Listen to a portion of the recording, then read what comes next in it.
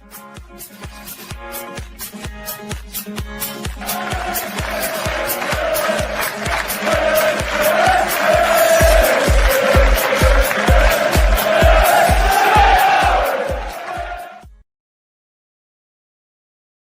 everybody, and welcome to episode number 438 of the Stacey West podcast. I am your host tonight, Ben, and I'm joined by Chris on what has been a pretty quiet week for Lincoln City News, hasn't it, Chris? No, it hasn't. Very, very busy day today, my friend. Very busy indeed. We've got lots to talk about. I am well. How are you? Yeah, I'm better than I have been. Yeah, it seems to be moving forward with a lot of things at the moment. And yeah, work's busy, life's busy, but we're good. We're very good. It's it's all good. Have you got any fun stories for the week, Chris? Are we? Not really, mate. No, not really. Other than I'm going on a football trip to Germany at the end of the month, which I'm looking forward to. Finally got the last batch of match tickets sorted today. So we're going to watch Dortmund on the Sunday. They're playing against Heidenheim. So we're staying in Cologne, and I've managed to buy four tickets for the match and also train tickets from Cologne to Dortmund and back again on a Sunday evening. Grand total of 38 quid each. Which is just incredible. That's German football for you, isn't it? But it's just brilliant. Yeah. So we've got Cologne on the Friday night. We've got Victoria Cologne, a third division team, on the Saturday, and then Dortmund on the Sunday before flying back on the Monday. So looking forward to that. But I feel like it's a massive weight off my shoulders because I've organised all of it, which I'm sure surprises nobody. I know I like that sort of thing. But now it's all done, can look forward to it properly. So yeah, that's been my big undertaking this week, other than, of course, look into quite a lot of depth around a lot of the news from today. But before we delve into what is going to be, I imagine, quite a busy one, any exciting or fun stories from you, sir? No, I was going to say, like, we got into a bit of a not FIFA session last night. I'm not calling it EAFC. I'm just going to call it not FIFA because it's not FIFA, but it is. Yeah, Gaz, myself, and Stu were playing a bit of not FIFA last night, and it was very good. And he was saying he's very excited for your Germany trip. And I'm very jealous that you're spending some time in Cologne. I love Cologne as a city. It is a wonderful city. And Gary was very enthusiastic about the Irish bar in Cologne, where it's kind of you go there and it's like, cool, we're going to go to a lovely German town, Germany, famed for all of its beers and everything, and it's pub culture and all of that, and then you go to an Irish bar. Indeed. However, it is an Irish bar which is frequented by locals, generally speaking. Which is good. You definitely need to come next year, by the way, if and when we do that. Just quickly on last night, because I did spend a little bit of time on my PlayStation later on in the evening. I absolutely loved a game called Abe's Odyssey when I was a child on the PlayStation 1. I only recently discovered that there's been a remake of it and also a follow-up. So I was playing the remake of it last night. Started playing about, 9:30, 10 o'clock or so. And I didn't turn it off until 1:30 in the morning. Completely lost track of time. Just having such a wonderful time. Primarily nostalgia, but it was just great fun. Yeah, completely kind of separated from everything else I normally do in my life, and in terms of my interests. And it was to tie the two things together. So the Irish bar in Cologne and Abe's Odyssey. When I was doing the gaming stuff a lot more heavily, we went to Gamescom, which is the big convention in Germany every August. And the Copper Pot was where everybody went because you've got everybody from the UK games industry. And it's like, where can we go get a drink? Where's probably going to be familiar? Let's go to an Irish bar. So everybody in the UK games industry went to the Copper Pot. It was an incredible time. Yeah, the Abe's Odyssey remake came out around the time that we went there, I think for the second time. And I managed to get an interview with the creator of Abe's Odyssey. Yeah. So we got an interview, got a play test, got a session with him. Brilliant. One of the highlights of when I did that as a sort of semi-career. It was a beautiful time. The other highlight was getting absolutely pummeled at Tekken by the creator of Tekken. As is only right. Yeah.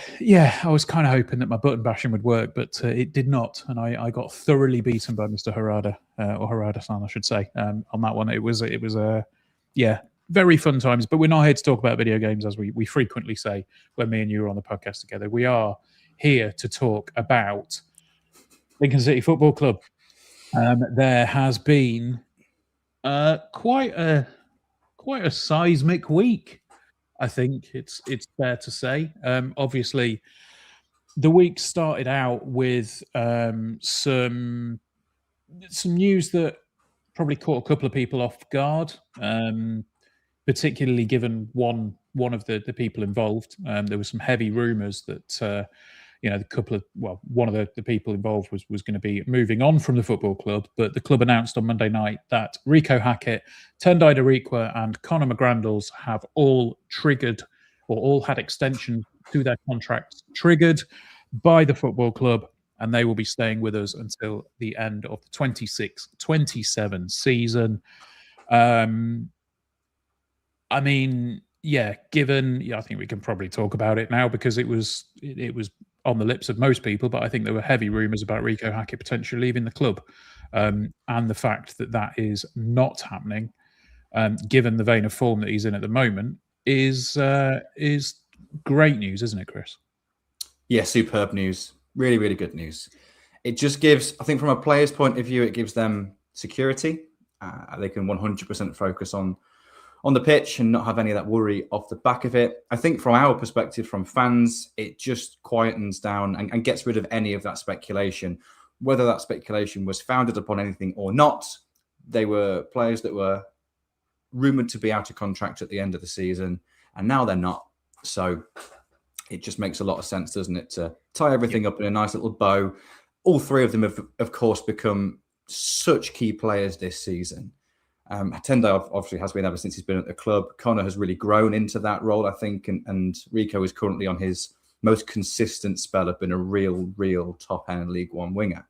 So all three of them, super valuable this season. We've got them guaranteed for next season as well. But I think that extra year buffer, more than anything, just quietens down any speculation around what might happen, firstly, this window, because if there's only 6 months left on a deal, maybe there's a potential for a value there from a transfer perspective that just protects us in that regard, and it quietens any sort of questions down until the summer at the very latest. So yeah, smart, makes sense. Also, one side note to this is, I think it's interesting that even though that the club have clearly been a lot more transparent in regard to contract length at the point of signing players over the last few years, rather than saying for a long-term or an undisclosed length of time, as it had been at times, there was a phase where we did say on a 2-year deal, 3-year deal, etc. Sometimes it mentions with an option, sometimes it doesn't.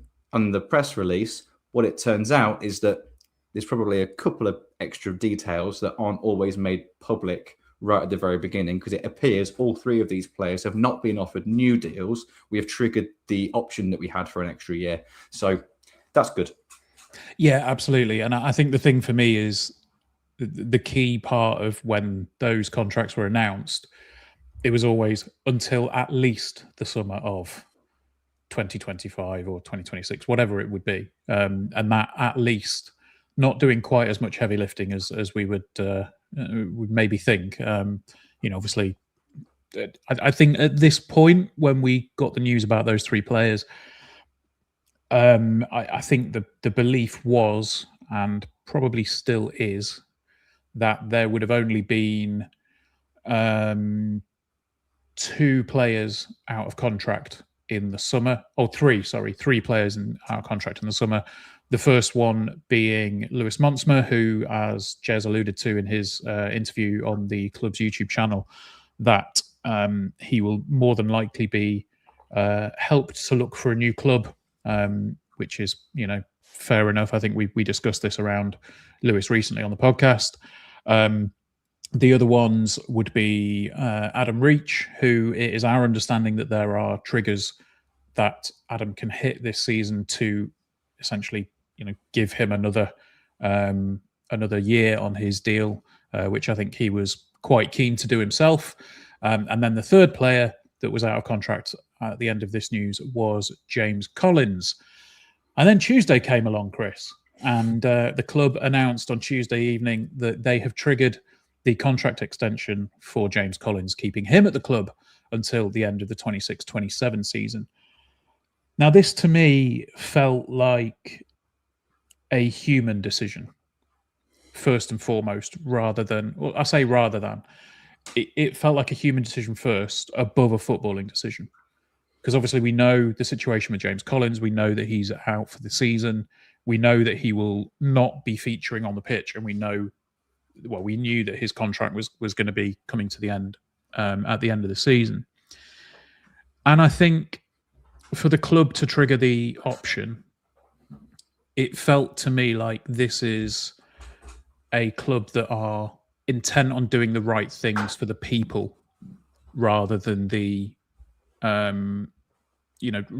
footballers first and foretmost. Obviously we want to get decent footballers, but we've always prided ourselves on getting good people in the building. Damn it, I've said in the building. Getting good people in the squad. And to have a player that's approaching the end of his career, let's be honest, James Collins is not the youngest player in the squad. He's approaching the end of the tail end of his career. For him to be taken out with an injury, I think as soon as we said it, I think me and you both said on the podcast, I think this might well be the last time that we see James Collins in Lincoln City shirt. And for the club to turn around and go, actually, no, you've been a great servant to us in the time that you've been here. And, we appreciate that you're in a bad spot with your injury. We will give you another year on your contract so you don't have to worry about that while you get your rehab done. I think it's just a phenomenal gesture from the club, really, to extend his contract. Yeah, I absolutely love this. Absolutely love this. Well, I loved all four of the contract extensions, but obviously this one is a little bit different. A lot of similarities here, I think, to how the club treated Lewis Montsma, as you mentioned, who I think he's actually out of contract at the end of next summer, by the way, but it does appear that his time at the club is likely to be up, and we're looking to support him in finding the right move for his career. But ultimately, the club did right by Lewis and by his career. And I think the same here is happening for Colo. Now, of course, best case scenario, everyone hopes Colo comes back. He fully fit, raring to go, full recovery, and he can score a handful of goals for us to keep us in the Championship next season. That's what we all hope. But even if he doesn't, it's not really about that, is it? It's exactly what you said. It's a human decision. It's a person first, player second decision.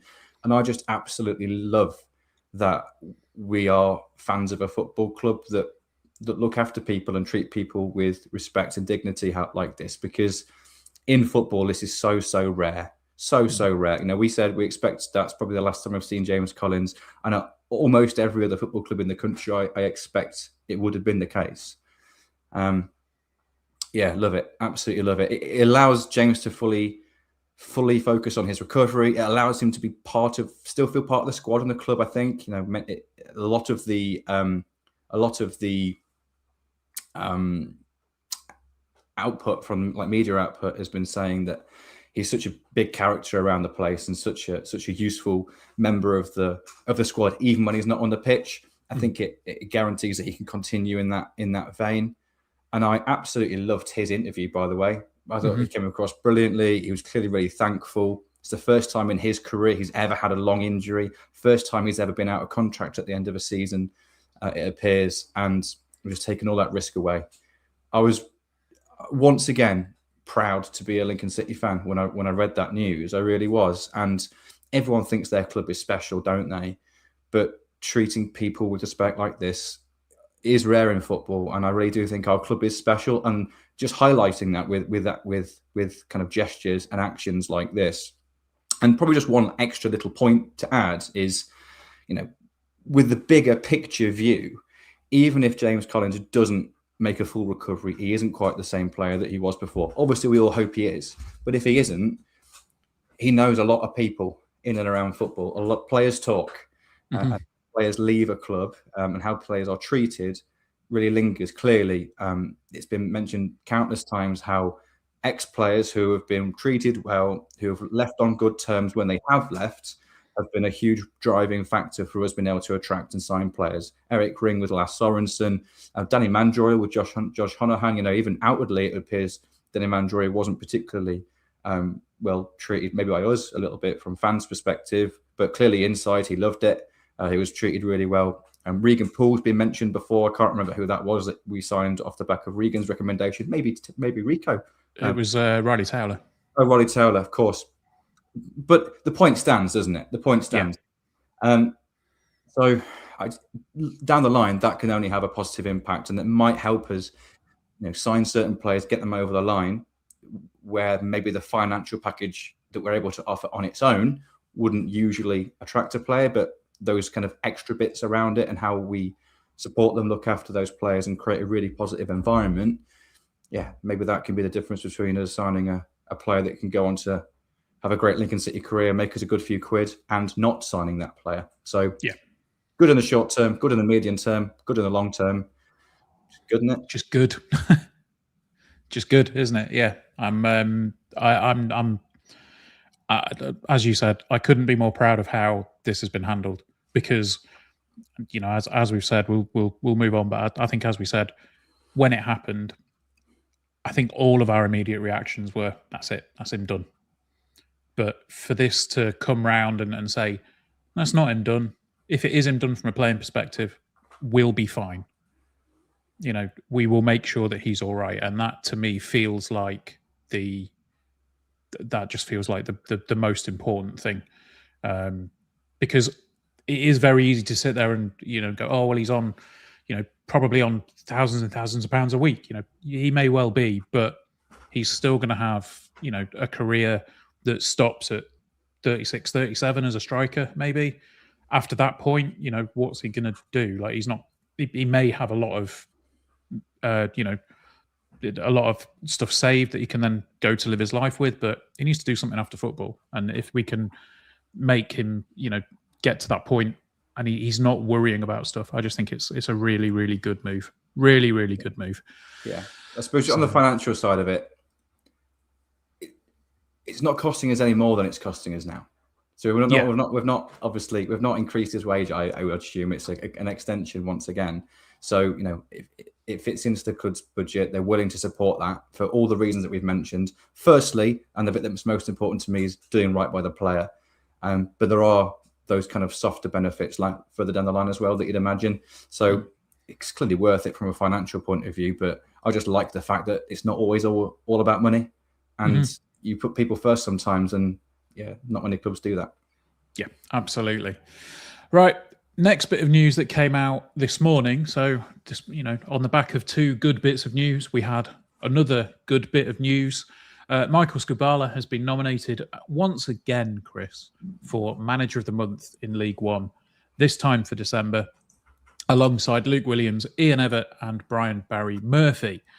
I think the thing that feels significant about this is that we have results over...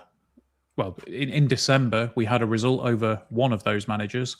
We had a draw against another one of those managers. And then the first weekend in January, which I know doesn't technically count towards December's, we had a result over the other one. Logically, it kind of points to it going to Scoobs, doesn't it? Hope so. He deserves the recognition. We've been superb over that period of time, which we have historically not been superb over. So yeah, I really hope he gets it. Obviously, we're biased. Feel like he deserves it. I suppose the other one really is Luke Williams, because they also picked up 13 points over that time, as did Ian Evatt at Blackpool. I would say Blackpool's and Peterborough's, at least on paper, their fixture lists are a little kinder. I do wonder if Luke Williams maybe will get it, not just because of his results during December, but maybe because of the impact he's had on the club's overall results since he's taken over. But if we're allowing it to be swayed by results outside of just December, then we beat Luke Williams' Peterborough United 5-2 in our most recent fixture. So, yeah, hope Scoobs gets it. he deserves the recognition. But I'll be honest, I would quite like it for him not to win it, primarily so that it just doesn't get any media attention, doesn't get his name on anyone's lips of a new manager talk in the Championship. So, yeah, I'm quite happy for us to go under the radar and for him to go under the radar for as long as possible. Yeah, there is that, but also, you've got. I don't believe in curses, but you've got to be careful as well of that. So, yeah, look, I believe now, Ben. I believe in that. I used to think that's absolute bollocks and silly thing to say, but I've started to believe in that bloody curse. I mean, he won it earlier on in the year. We didn't do too badly afterwards, did we? Did we lose to Rotherham after that? I could be wrong. Yeah, but that was one game. Yeah, scary. I can take one game. I mean, I prefer it if we didn't, but I can take one game. I suppose there is a benefit in that we've already played a couple of fixtures outside of December. So there's something in that, maybe. Who knows? But it's still noteworthy that he's been nominated. That's probably not surprising, but it's at least nice to see. Yeah, it is interesting to note that of the four, all four of them took 13 points in December. However, Cardiff did play one more game, so I think we discussed that one. But 13 out of 15 in December is phenomenal for us, and we've spoken about that quite a lot. But also for, as you say, for Luke Williams to come in and take Peterborough from where they were to where they are with 13 points out of 15, that's just fantastic. So I wouldn't begrudge it for Luke Williams. And I'm just not Ian Everett's biggest fan, if I'm honest. So I'd just like it if he didn't get it. But yeah, there we go. Right. So that was the early morning news. And then 12 o'clock hit, Chris. And, good Lord. Yeah. Shit went mental, if you don't mind me saying so. Right. So the first part of news about this is a piece of news that we will cover very briefly. We have about 8 minutes until we go to a break. So Charlie arranged a chat with Kieran Maguire last night, which he got recorded and got pushed up onto the YouTube channel a little bit earlier on today. So if you haven't already watched that, get yourself on there and get it watched, because as I'm sure everybody is aware, Kieran Maguire, host of The Price of Football, I should say. If there is anything that is not worth knowing about football finance, Kieran just wouldn't tell you. He is phenomenal. Anything that you need to know or could potentially want to know about how the ins and outs of finances of football works, Kieran is your man. And I hope that he also sends me a check in the post, like he said he was going to do for Charlie after describing him like that. But yeah, really good chat with Kieran. He goes over a lot of stuff because it was the link. Charlie just put the link in the chat for those of you that haven't seen it. Yeah, it was a chat about our accounts because we have released the 24-25 season's accounts. And the headlines are, because I'm sure they're the big numbers that people care about, we have slightly reduced the losses that the club have sustained. The losses are down to 2.9 million from just over £3 million last year, I believe. Turnover is up to 8.5 million, which is up by 20%. Match day income is up 21%. The gate receipts are up by 5%. Average attendance, which is probably an interesting one to briefly chat about, is up by 7%. Football fortune and other income is up by 56%. And yeah, on average, clubs in League One, according to Kieran, lose around £6 million a year. We are under £3 million a year, so it feels very strange to say we've lost nearly £3 million this year, but that's quite good. Yeah. Football's weird in that way, isn't it? I know we say it every year at this time of the season, but it is worth remembering because there's always a headline of a loss, of course, and the reality is losing money is bad. However, I always like to caveat that with the fact that it is funded.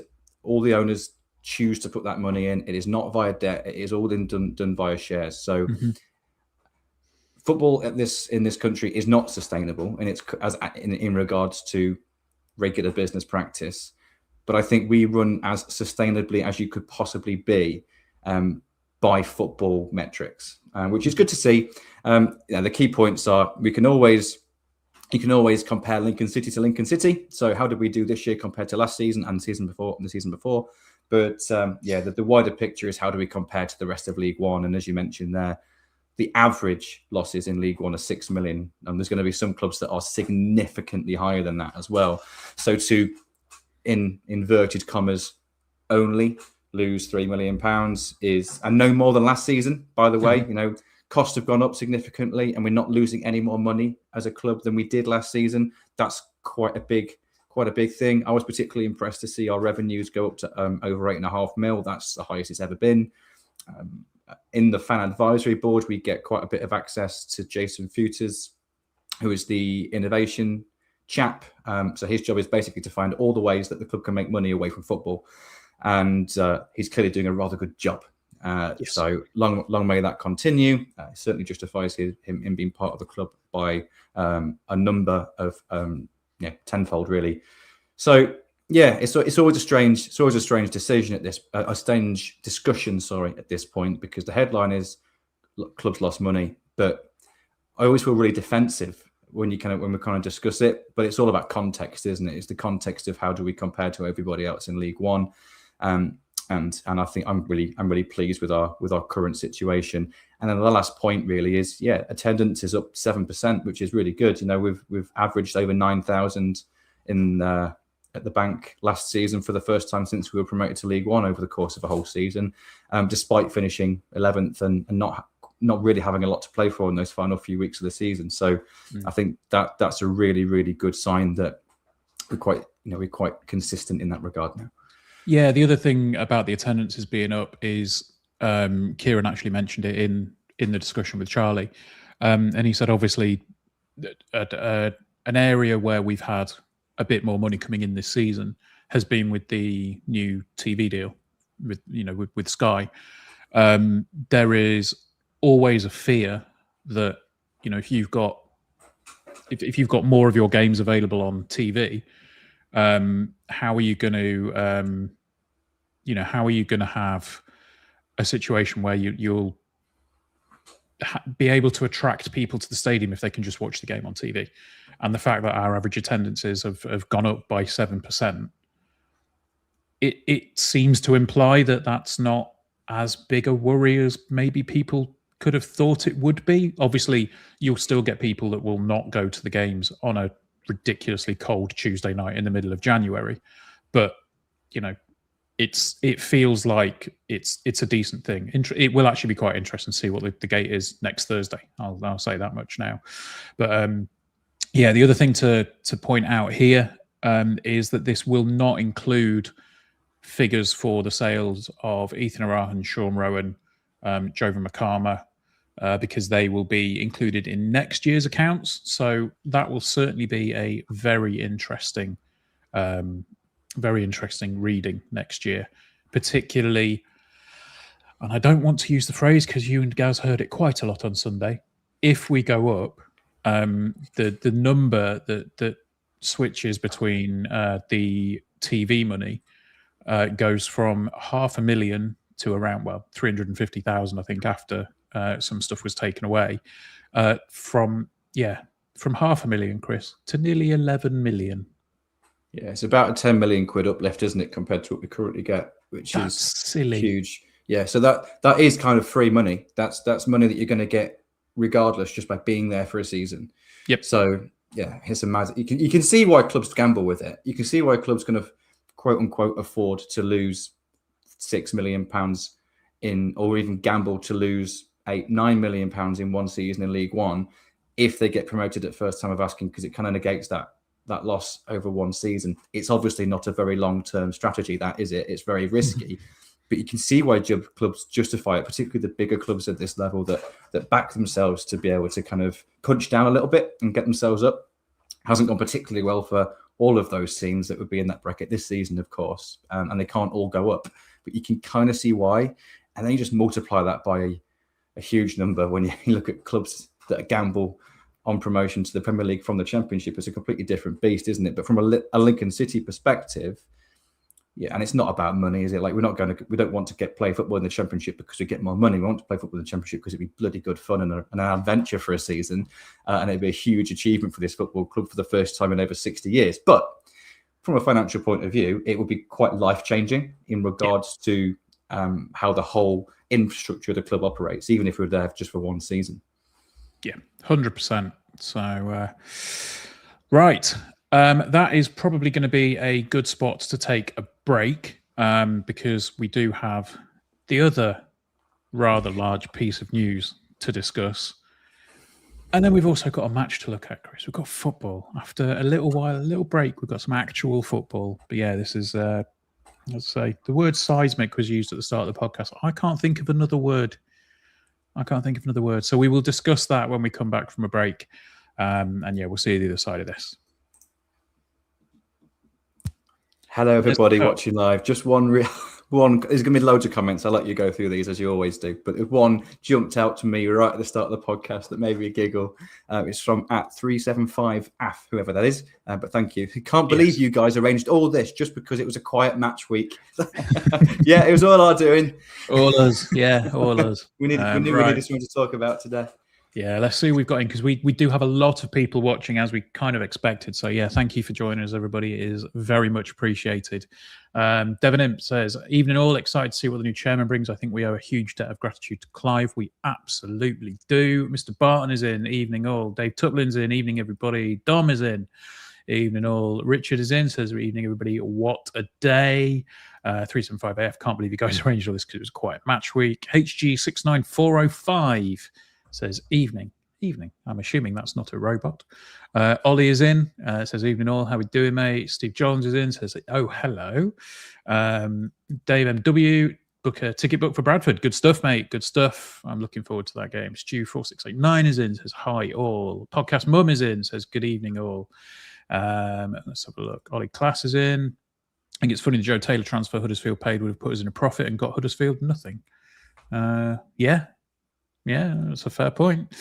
Ian is in, says, good evening all. It's been a busy few days even without any football on. Tell me about it.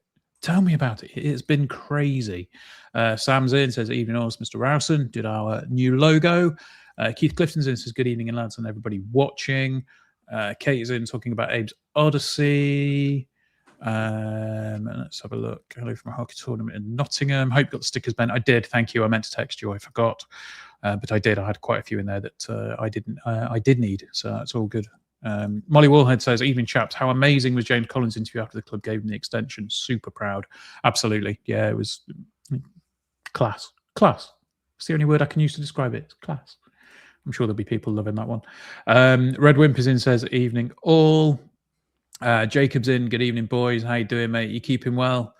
Let's see who else. Keith Clifton says Jamie Vardy still banging in the goals at 39 in Italy. No reason Colo can't when he's fit again.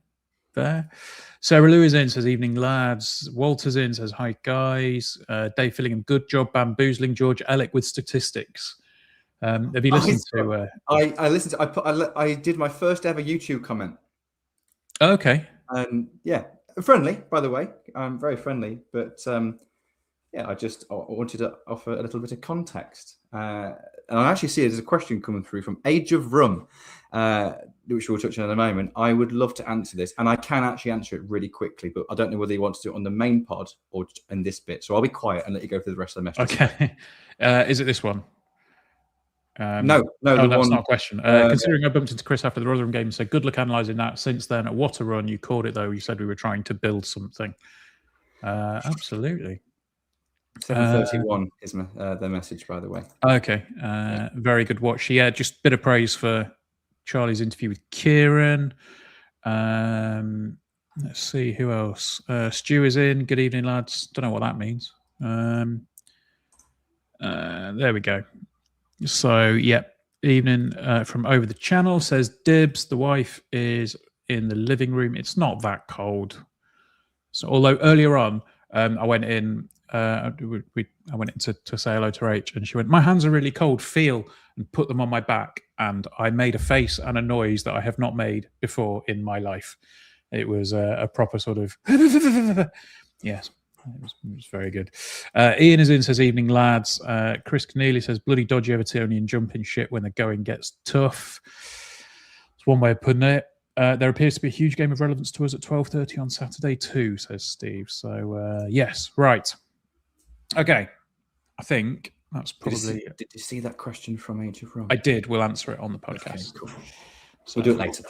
Yeah, we will come back in then in 3, 2, 1. And we are back. So we've had an advert. We've said hello to everybody that's watching on YouTube, and we have had a comment from Age of Rum AOE. So we'll have a little bit of a detour via the method or via the avenue of football, shall we say, before we come on to the big news. So Chris, this is from Age of Rum. It's a serious question. George Alec on the Not the Top 20 podcast mentioned that our underlying stats were worrying. What is your take on it? So I believe this is around our position in the XG table and all of that other stuff that I don't fully understand. Well, for those of you that think XG is bollocks, you'd be really pleased with my answer. As mentioned before when we discussed this sort of stuff, I think it could be helpful in context and helpful as part of painting a wider picture on its own, not too useful. I absolutely love the Not the Top 20 podcast, by the way. Those two are basically the authority on everything EFL. But if you haven't listened to it, I would highly recommend you listen to really good their kind of prediction for the second half of the season. And Ali Maxwell's really big on Lincoln, by the way. He's actually predicted us to finish in second, which is scary. And George wasn't quite so confident. And the reason why for him was that the quote underlying numbers were a little bit worrying to him, and what he was referencing was something called XG ratio. Basically, all your XG added up, all your XG conceded, what percentage is in your favor. So if you generated 1.5 XG and you conceded 1 XG on average per game, then it's going to be I think 75%, if I've done my maths right, in your favour. Now, no team is that high. So ours is about 47%. So we do concede slightly more than we create over the last 10 games or so, according to a table on notthetop20.com, which kind of highlights all this sort of stuff. But Lincoln have got some pretty unique metrics. We've got some pretty unique statistics around how we play, and particularly around how we score the first goal really regularly. We spend loads of time ahead in games. And also we are ahead at half time. So we're ahead at half time 7 times more than anyone else in League One. We are ahead for the longest duration. So out of all the time played in League One so far this season, we've been ahead for the longest percentage of time. No one's within sort of 10, 12% of us in that regard. Now, of course, that's going to impact your XG for and your XG against. So I thought it'd be really interesting to see, well, what is our XG ratio when we are drawing, and also when we're winning, and also when we're behind, because that probably paints a slightly more clearer picture. So what I did yesterday on my lunch break, because I am a massive nerd, and this was maybe sparked a little bit of a similar question actually in our Discord. I had a look and I put together a little table which looked at the XG ratio of every single team in League One in all game states. So when we're behind, when they're drawing, and when they're winning. Now, when we're drawing, thankfully, it was good news, because I didn't know the answer going into this. It was just a hunch. But our XG ratio is actually 60% when we're drawing games. So, yeah, we're really dominant at 0-0, even 1-1 when we're kind of getting back into games, 2-2, etc. So, yeah, when we're drawing, we're good. When we're behind, we're pretty good at chasing it. There is a little worry, actually, that we aren't brilliant in terms of control and chances when we are ahead. We've probably seen that a little bit earlier in the season. We conceded a few late goals. But I think, yeah, that adds some important context to George's worries. So he kind of pointed them as red flags. And I think those red flags maybe are just a very, very light pink shade rather than a deep red. I think we're all right, actually. There's just a bit of context there. So, yeah, hopefully that's not too defensive. I just think it adds, a little bit of nuance to sometimes quite rigid numbers. Gary says he'll not do the article now. I think there is still the yeah, there is still the article there. Get that out. It would be good. That means Gary's actually watching the podcast. That's scary. That is genuinely scary. But yeah, look, I mean, I really enjoyed that discussion on the NC20 pod. To be fair, it was just one of those where I kind of went, I think this could be not entirely bollocks, but I'm going to wait for Chris's opinion on this one. It's not bollocks. No, it's not bollocks. This is probably a bit more context. The thing that struck me was it reminded me of a conversation that we had at the time when Mark Kennedy was here. It was that underlying numbers aren't great, but we're doing okay. Is that a worry? And it's that mental link, I think, there. But right, let's stop talking about stats. Let's talk about the big news of the week. Lincoln City have a new chairman, or will have a new chairman. Clive Nates is going to step down and become the co-vice chairman, and he will be co-vice chairman alongside Jay Wright. And coming in as chairman will be Ron Fowler.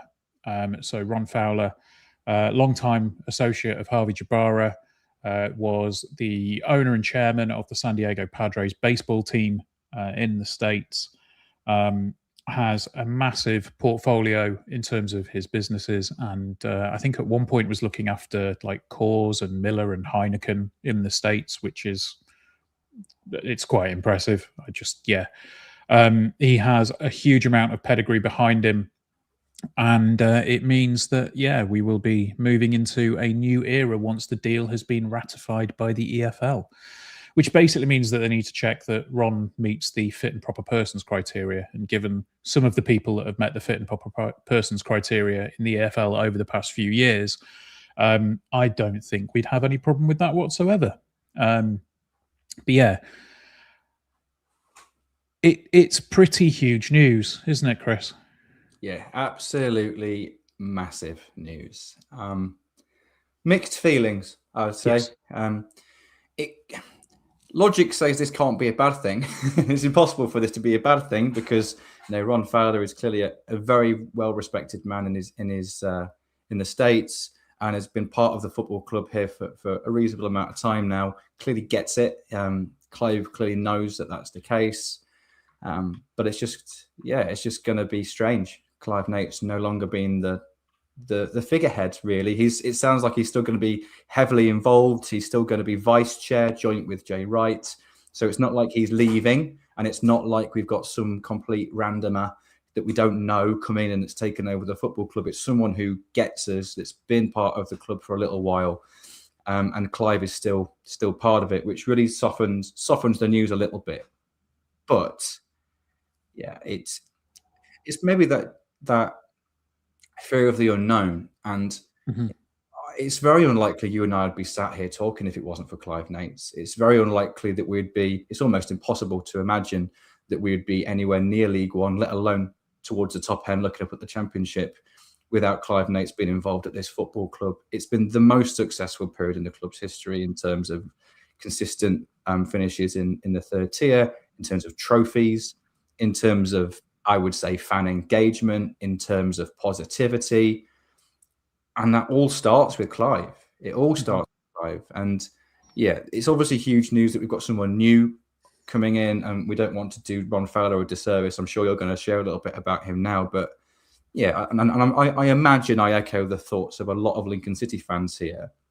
This can't be bad news because you'd like to think it's an eye on us developing and progressing.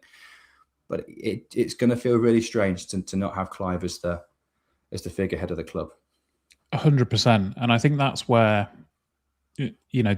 there is a lot of mixed feeling around this. Like, obviously, the overriding feeling around this from pretty much everywhere that I can see is that this is positive. There is a huge amount of investment that has been attracted to the football club, and again, that's kind of been attracted by Clive. It felt like this was maybe on the cards with the board restructuring last year. I think at the time Clive sort of said, he hinted if there was somebody that was able to kind of in a crude way say, oh, if they've got decent pocket, if they've got deeper pockets than I have, they can probably take the football club further than I can. And it feels to me like this is the opportunity that Clive has had to say, right, well, I still want to be involved in the football club, but somebody else has come along and they've got more resources than I have, and I'm more than happy to let Ron become the custodian of the football club in order for him to facilitate that. I just want to echo what you've said. Like, I just think, honest to God, Clive has transformed the football, helped oversee a transformation of this football club, and he will be the first to say, because he's one of the most humble people that I've ever met in my entire life, he'll be the first to say it wasn't just me, but he's the buck stops with him, and he has helped bring in so many people, and he's changed, as you say, he's changed the attitude of the football club. He's changed so much about everything around the club that it's allowed it to become what it is today. It's a football club that gains so much. It just gains so much praise from people outside of the club. You see, prime example, Charlie speaking to Kieran Maguire. Kieran says, oh, I don't have a great relationship with many football clubs, but the relationship with Lincoln City is fantastic. He speaks to Liam on a frequent basis. He will speak to us because he respects what we do as a podcast and the football club. There is so much positive around Lincoln City in the footballing sphere in general, and that has been brought on by Clive, and the way that he treats people and the way that he is there. I don't know many chairmen that would go to an away game and not even make a point, but just go and stand with the fans. I don't think I've ever seen Clive in a director's box at an away game. He is always, when he's there, in with the fans. And it's that connection as a football fan. And I think from the bottom of my heart, and I'm sure, I don't wish to speak on behalf of the Stacey West podcast and the Stacey West crew, but I don't think anyone would disagree with me when we say, just thank you for everything that you've done for this club, Clive, because it has just been unbelievable, the ride that we've been on. And the fact that we are now going into this new age, essentially, it's a little bit scary because it is an unknown, but it feels like this wouldn't happen unless Clive was 100% certain that this was the right thing to do. Yeah, and Richard echoes that sentiment and pops a really good point in the chat. Says you have to remember that the Fowler family, like the Jabaras, are only involved because they've passed Clive's fit and proper persons test, which is far more rigorous than the EFL fit and proper persons test, which is a really good point. Yeah, I just want to echo your sentiments and just say thank you to Clive. As mentioned earlier, we just wouldn't be here without what Clive's brought. And it's like you said, he'll probably be the first to dismiss that. But I think it's the word culture, I think, is the one that jumps out to me here. We mentioned how proud we were of the club to offer James Collins a new deal and how that can reap its rewards down the line, seeing that bigger picture, doing things right. We've mentioned that there's a never say die attitude about this squad. There's a greater than the sum of the parts mentality. We've mentioned that time and time again this season on the pitch, but I think that kind of extends off it. And it all starts from the culture at the club, which I don't think I've been anywhere because you visit organisations in work and in other walks of life, and some are brilliant, of course, but and of course I'm biased, but genuinely, whenever I visited various departments, which we have great access and we have a great privilege to speak to lots of different people at the football club. It's always one message. It's always one aim. It's such unity and cohesion. Everyone's singing off the same hymn sheet all the time. And I just think that all starts from that whole culture began the moment that Clive joined the football club, I believe. You can see a marked turn in events in terms of the trajectory of this club from the moment Clive was involved to where we are today. So we could talk about Clive for hours and we probably best not. But I mean, it's not thank like you. he's leaving completely. As we say, he will No. be staying on as co-vice chairman, and I'm sure he will have plenty of steer in everything that happens with the football club going forward. Yeah. But yeah, just the change in the headline news, I guess, is probably the big one. But yeah, I think the important thing is that we haven't mentioned the big number. I suppose that there is a very big number that is floating around in the ether at the moment among Lincoln City fans, which is Ron Fowler's net worth. I don't think it's worth bringing that up, because ultimately we don't know what that will mean in terms of what he is able to invest into the football club. I think all it means from my perspective is it will give us a more stable, not that we weren't unstable, but it will give us more stability if we were to be able to get into the Championship in order to stay there, because undoubtedly numbers will get bigger and numbers will get more and more silly as the championship beckons.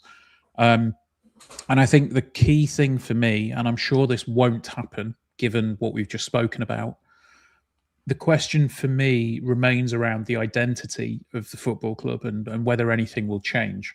Because you will see so many clubs. So, oh, we've got a new owner. Cool, right? We're going to go and spend £5 million on a striker, and we're in League One.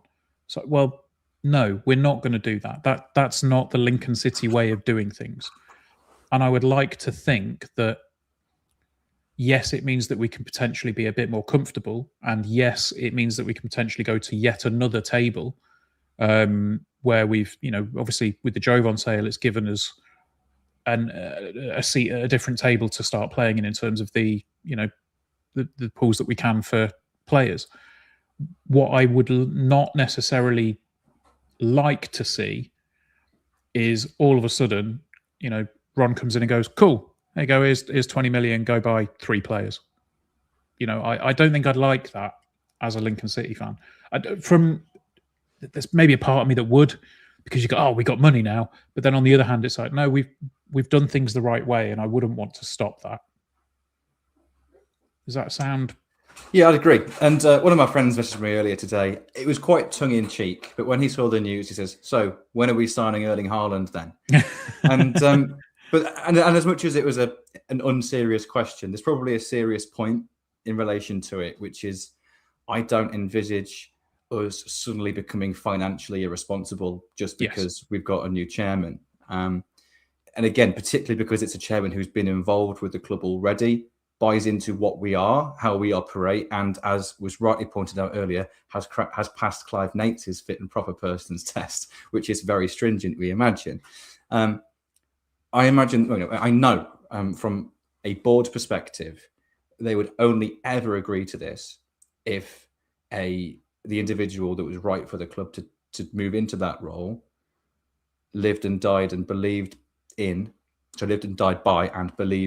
the values that the club already upholds. So I can't see a lot significantly changing in regard to playing budget. We just mentioned that we're losing £3 million a year. That's pretty good by League One standards, but it's still £3 million a year.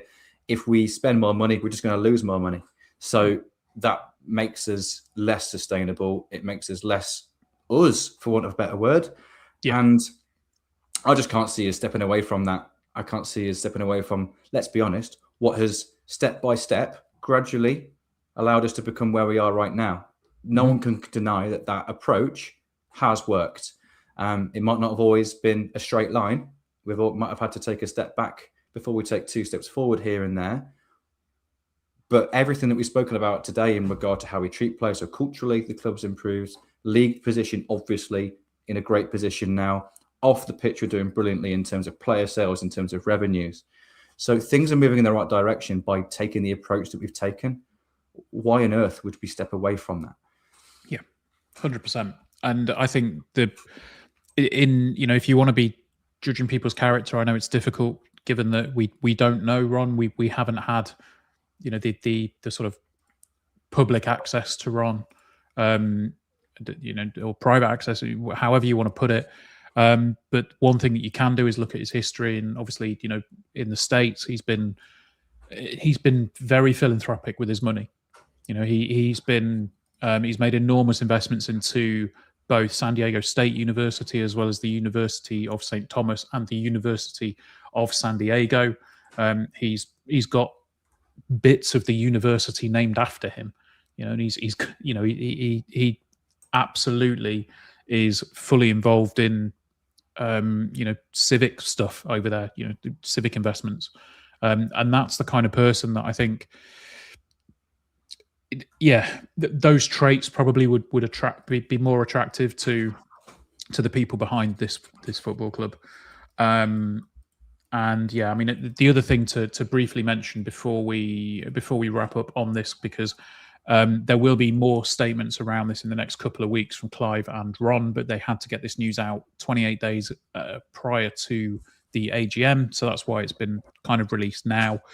But the funding that Ron intends to put into the club at this stage have already been earmarked for various projects at the LNER Stadium, which sounds like the most sensible way of doing things. We've said before, when we went on our FA Cup run, we didn't use the money to buy 4 players. We put it into a training ground, and look where that's got us. This feels like another one where, there's going to be a substantial investment. Let's improve the stadium. Let's improve the infrastructure around the club, and we will be there or thereabouts. And as Age of Rum says, Clive wouldn't willingly stand aside for someone who is financially irresponsible. If Clive trusts him, we should too. 100%. Yeah, absolutely. I suppose just final parts on that is that this maybe links into the accounts a little bit, because another positive was the fact that our net assets increased quite a bit. So basically what we can, if the worst was to happen, what we effectively own is increased, which is great. Now, putting the money into infrastructure makes a lot of sense, doesn't it? As you said, I can't expect to see us significantly changing our model on pitch. But yeah, off pitch, maybe this does allow us a little bit more freedom to move some of those ideas forward, because I know that the club have got a list as long as their arm of stadium upgrades and ground upgrades, some kind of supporter facing, some not so much, but a list as long as their arm that they would like to do. Maybe it allows to move through that list a little bit quicker. Yeah. Who knows? That's the way I think that we can hope that if there is any additional finance, of which we don't actually know that there is, but if there is, it would appear that putting it in infrastructure makes a hell of a lot of sense. Yeah, and I think that the one thing that I think Ron was known for at the Padres was keeping the stadium kind of modern. Every couple of years there would be little upgrades here and there to keep things, up to snuff. So hopefully, we will start to see those improvements, and you can't go forward without a decent foundation. And if we can do that with, improving the infrastructure to a point where a lot of people say that the club is championship off the pitch, we just need to get there on the pitch. The more that we can do on that is good. So, right. Well, that's the big news out of the way. Very exciting times coming down the pipe for Lincoln City. It just seems bizarre to think of, even where we were when we started the podcast to where we are now. It's just night and day, absolute night and day.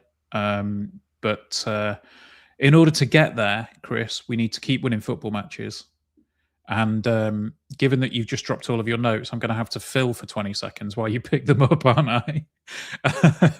If anyone can screenshot that moment of Chris dropping his notes and his panicked little face, it would be very much appreciated. But yeah, look, we're away at Luton at the weekend, Chris, a team that were in the Premier League a couple of seasons ago.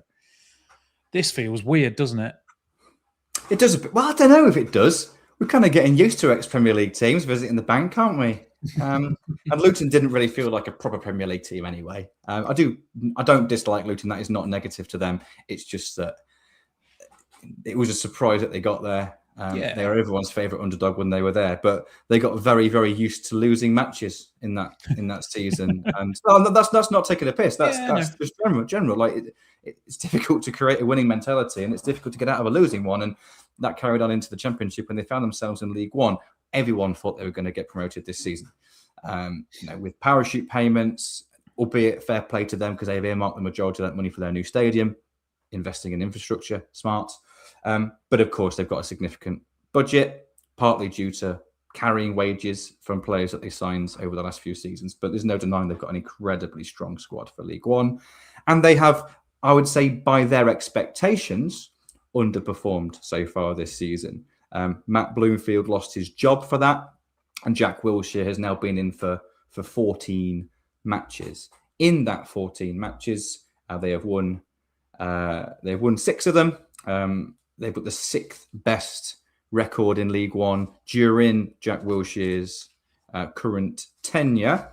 However, I would say they're probably still searching for a little bit of identity under Jack, and they are maybe still struggling to dominate games and control games for a full 90 minutes.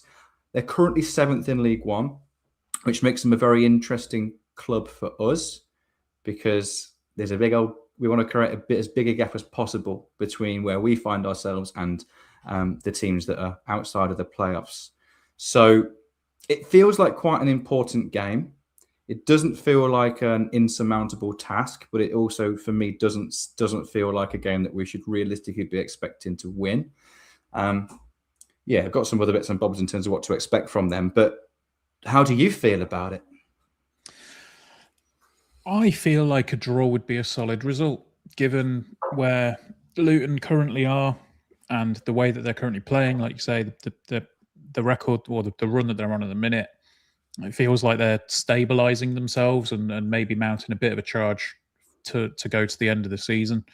I think one thing that maybe encourages me slightly is that they haven't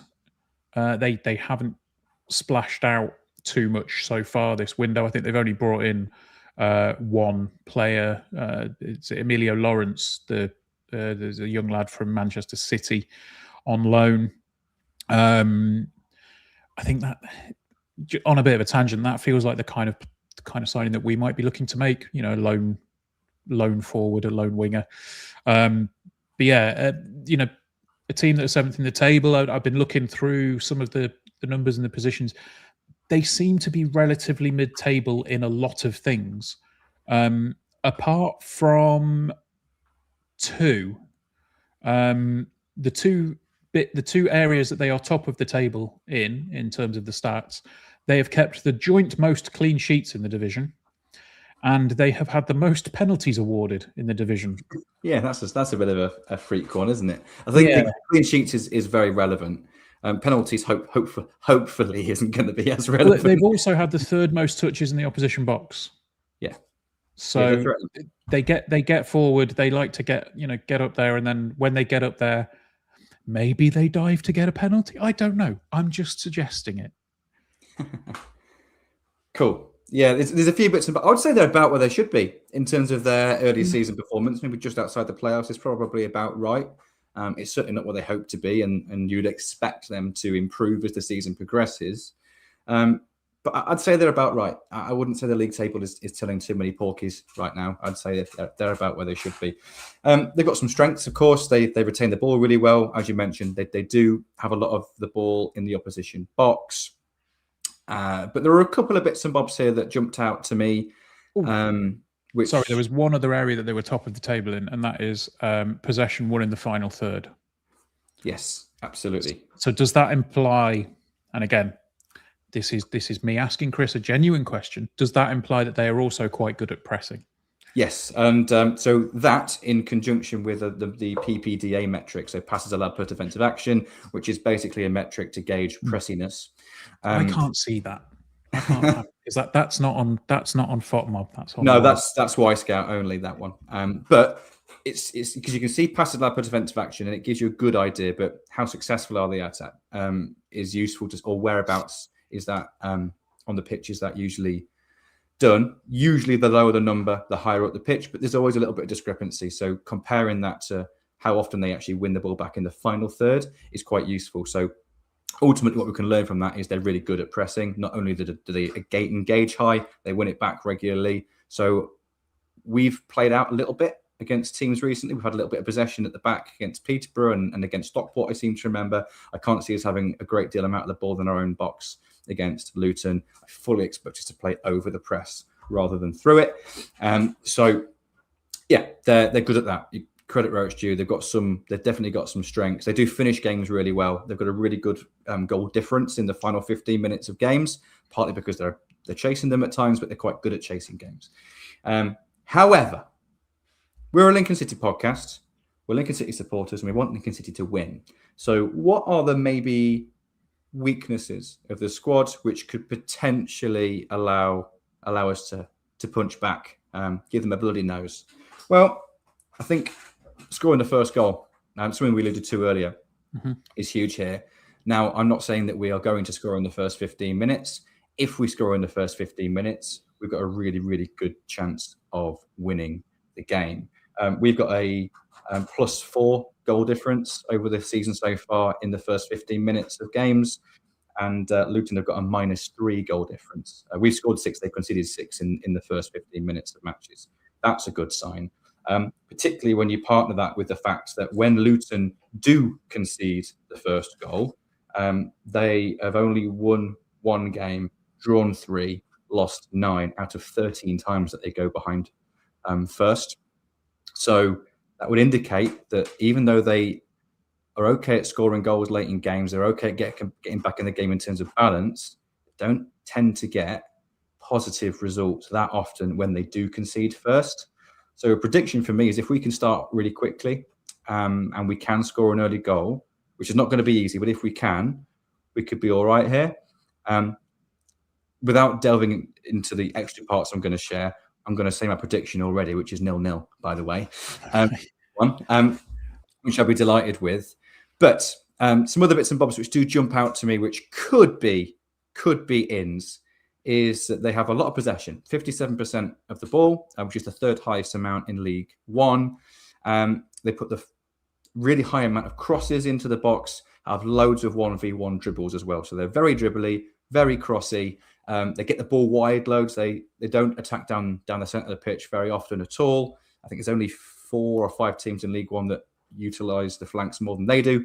So they're very wide in regards to their attack. However, 23rd for crossing accuracy and 16th for dribble success. So they lose the ball quite regularly off crosses and on dribbles, which for me would suggest that they might be a little bit subject to, or weak, should I say, to transitions, so counter-attacks. So maybe this is a game we don't press too high. Maybe this is a game we allow them possession in certain areas of the pitch to allow space in behind when we win the ball back, which it looks like we will do quite regularly at times. Hopefully will be space for us to exploit in behind and get chances away on the counter-attack. I'd maybe expect Rob Street to start in the 9 role because of that, potentially, or maybe he plays that kind of in behind, inside forward role that he's done at times this season as well. But certainly expect to see Rob Street start this match and be tasked with getting in behind the Luton defence quite central. That makes a lot of sense. So also set pieces, it's worth touching out because we know how strong we are at set pieces. I often point out how there's a bit of a discrepancy between how good we are at set pieces and maybe our opposition not being. In this one, not so much. Luton have actually scored the second highest number of goals from set pieces, just 1 fewer than we have. And we've both conceded the same amount. So they're all right at scoring them, and they're not bad at defending them as well, just like us. So I can't see us having a huge amount of success from set pieces, at least relative to them. So it doesn't be a win in that regard. The win to me looks like nicking it back in kind of those mid-block areas and exploiting space in behind. Worth touching on a couple of players for them. They've got 2 really key players in regard to actually scoring and creating those goals. So Gideon Kodua is a winger, plays on the right, scored 8 goals. He scored 8 goals from 3.79 XG, by the way, which can mean two things. It can mean either you don't expect it to score as many goals as he has, and that would slow down, or it means he's a really, really, really good player at this level, and he's scored some screamers. And he's too good for the level. Yeah, so we'll find out on Saturday. Also, Jordan Clark has scored 7 goals from attacking midfield. No one else in their squad has scored more than 2. So they've got a key 2 players in regard to finishing. Interesting that neither of them are strikers, but they're both obviously forward players. So in summary, maybe they're still searching a little bit for identity, but they've obviously got some real strengths. They like to possess the ball, but they do give it back to you quite regularly. If we can stay solid, if we can defend our box well, and we can be really quick and clean in transition, we might have a chance of scoring. And if we can start the game really, really quickly, which actually we didn't against Peterborough in our most recent game, of course. But if we can, Luton have a bit of a weakness for that, and they struggle to get results when they do go behind. When they take the lead, they get good results. And in terms of their control of games, they're pretty good at 0-0, pretty good at when they're winning. So when they do go ahead, they control the game really well. So if they score first, I would struggle to see us getting back into it. If we can score first or keep them at arm's length, we should take something out of it. Fair enough. So you're not thinking it's going to be another Peterborough then? No, I think this will be 0-0. That's going to be my prediction. Maybe 1-0 if we can score an early goal, maybe 1-1. But I think my most likely outcome here would be 0-0. Fair enough. Well, I'm not going to make my prediction just yet, because I've done that several times, and then when it's come to the actual time when we record our predictions, I have to stick with what I've said on the podcast. So it ends up biting me in the arse, because I want to get back in that prediction in our prediction table. Get back up and beat Emily in the table, of course. So right.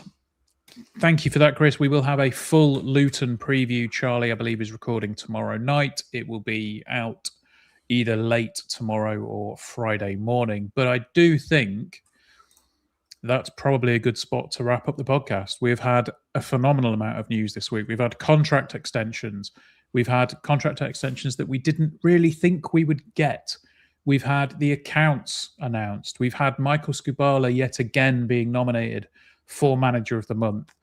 And Lincoln City are about to enter a new era as Ron Fowler becomes chairman in the near future. We will, of course, have more on that when it gets announced by the club. But until that time, we'll see you on Sunday. Yes, we'll see you Sunday. Until then, up the Imps. Up the Imps.